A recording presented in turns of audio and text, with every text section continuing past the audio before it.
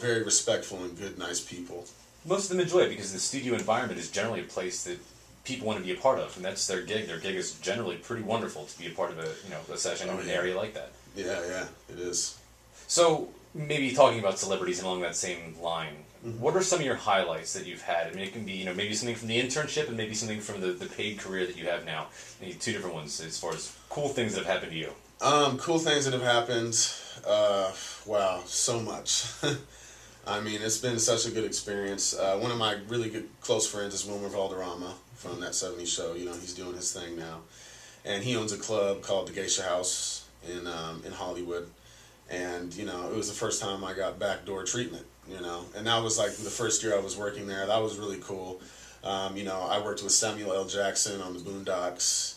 I worked with Regina King on the Boondocks. I worked with John Witherspoon.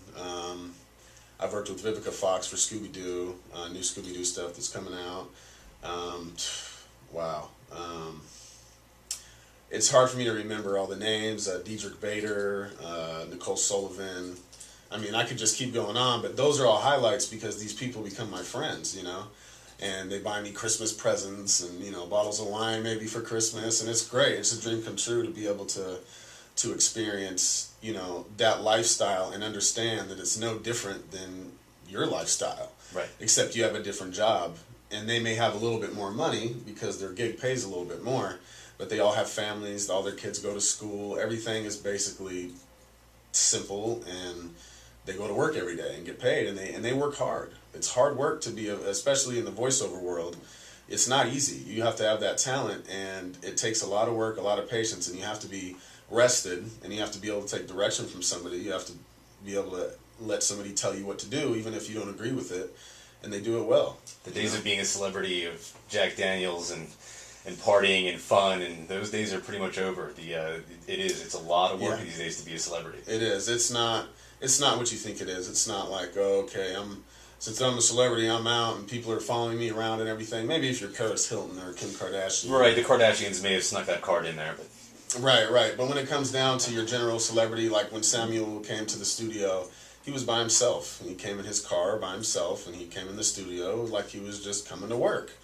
And same with Vivica. They don't bring an entourage of people like bodyguards and stuff, It's not like that. They're just coming to work, and they know that we're here and we're professionals, and we're not going to be like, oh, and hound them and say, hey, can I get a picture? And some people are cool like that. You can take pictures with them if you actually have a conversation with them and you get to know them a little bit. Then you could be like, hey, mind if I get a picture with you? And then they'll be like, okay. But to pull that card is very, it's risky. You have to make sure that you have a developed relationship before you ask that, because you could literally scare or just make a celebrity uncomfortable because they're like, I'm at work, I'm not dressed up, I'm not, this is my work, I'm not ready for a picture. Then they feel pressured when you ask because they don't want to turn you down, and then they might tell your boss, and then you might get fired for that. So it's a really thin line to cross. But once you become friends and maybe exchange numbers with a celebrity, and you know that it's on that level, then maybe you could get a flick or whatever. But even if anybody looked at my MySpace page, you won't see any on there. Any pictures that I've got, I maybe have a handful of them, just from people that are my friends that I have pictures with. But it's something that you don't put out there, because when people see who you know, then everybody wants something from you and expects that you may know everybody and be able to do something for them, and that's not the case. You're just a hardworking person in a studio, and those are your clients. You know, it's really that simple. So, if, like dancing on pins and needles kind of a deal, I'm sure that over your career, meeting all these celebrities and being in 3 different major post-production facilities, there must have been some obstacles to tackle. There must have been some hardships that you had to figure out and problem solving. What's a good example? What's one of the biggest issues that you had to solve? Well, when I was working at Salami, aside from being an engineer and actually in the room, I was also a layback engineer. Now, a layback engineer, what they do is they put final audio to picture, and then we send it out to the broadcast company, and they put it on TV. After it's mixed, after they already did mixing, they hand it to me. I have to QC it, quality control. I have to listen down to every single stem. I have to listen to dialogue by itself, sound effects by itself, music by itself, music and effects by itself, and then I might have to listen to all those in 5/1. And it literally is a 20-minute cartoon, maybe, like a cartoon I worked on for most of the time I was there. was Ni Hao Kai Lan and Wow Wow Wubsy, you know, kids cartoons. And the laybacks on those take usually around 15 hours, and it's overnight. And one of the biggest challenges for me was being an engineer and wanting to be a part of these sessions, because that's how you get credentials and that's how you get credits. And so what I would do is I would work a 14-hour night, and then by the time I was done, I had to set up for my session the next day. And then by the time I was done with the session, I had another layback to do. So there was times when I would be up for 3-4 days straight.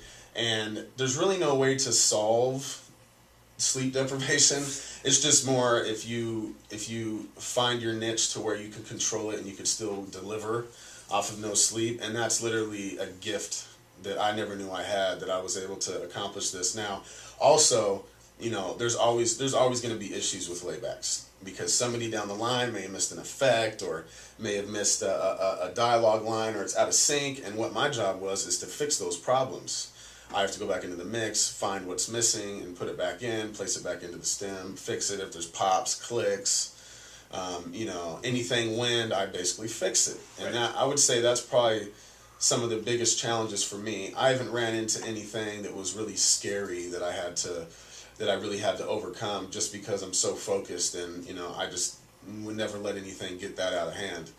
But for the most part, laybacks was definitely one of the most challenging gigs to have. It's one of the toughest gigs. Very. You know, you're watching a kid's cartoon for 15 hours straight, and you're watching the same episode maybe 10 times in a row. And you have to be able to be coherent and watch it every single time with the same ears of when you started it, you know? Sure. And it's tough, you know, and it's mentally challenging because you're sitting there looking at a screen for so long, and, you know, it's repetitive. And you have to be willing to do everything that they ask, even if it's out of bounds from what you got hired for. You may have got hired to do layback specifically, but all of a sudden they come to you and go, we want you to label them, we want you to restock. That's not part of your gig, but you have to accept it, because somebody else will do that. Somebody else will come in right behind you, do the same exact job you did, and do the extra stuff. Yep. You know, and that's kind of the mentality you have to have, I would say. Well, okay, mentalities.